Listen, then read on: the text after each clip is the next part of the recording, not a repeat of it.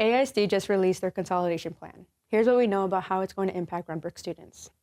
Dobie, Webb, and Burnett are not closing. Since they had TEA-mandated turnaround plans, they cannot be closed and were not part of the consolidation process. Since we're already in the turnaround plan, that we're just marching forward with making sure that we meet our goals as a school in order to stay open. Barrington Elementary, however, is on the list of potential closures. If closed, students will be rezoned to either Guerrero Thompson Elementary School or Woolridge Elementary School, depending on where they live. Now, Barrington is one of the schools that has to undergo a turnaround plan because of failing accountability scores. That turnaround plan will now follow students to their elementary schools. Navarro Early College High School will stay put. However, AISD wants to close International High School in East Austin and move this program to Navarro Early College. Overall, they plan to close 13 schools. But the enrollment boundaries were changed for just about everybody. AISD says 98% of campuses will see substantial boundary changes. For example, Dobie's enrollment boundaries will get smaller.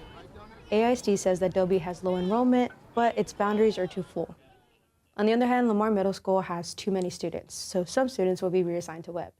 Some of the schools that might close are ones that have gotten high marks from the TEA, like Ridgetop and Maplewood. Others, like Barrington, have had 3 years of failing grades and are in the middle of creating turnaround plans for those campuses. AISD Superintendent Matias Segura said that a school's rating was not the main factor into whether or not a school closed.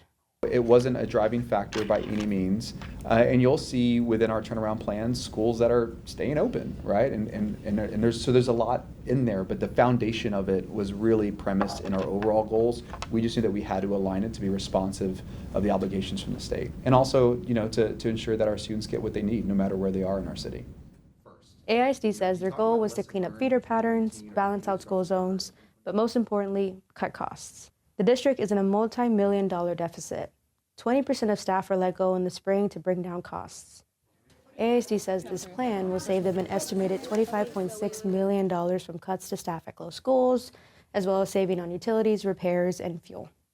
AISD says this plan isn't finalized. Families have 5 weeks to provide feedback, either at in-person meetings or online. The board will vote in November on the final plan for consolidation. In the meantime, parents can check out the district's new interactive map and learn more about their new boundaries.